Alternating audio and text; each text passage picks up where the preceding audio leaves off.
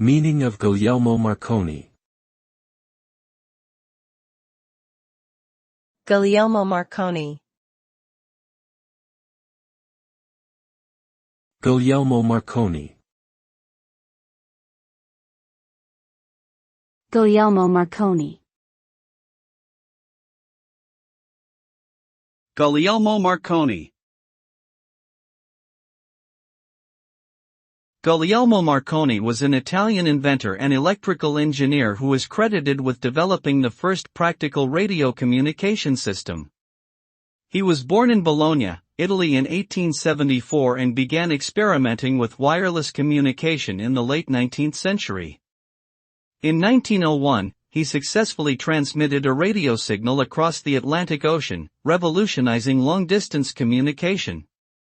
Marconi's pioneering work laid the foundation for modern telecommunications, and he remains a prominent figure in the history of science and technology. He passed away in 1937, but his legacy lives on in the many advancements made possible by his innovations.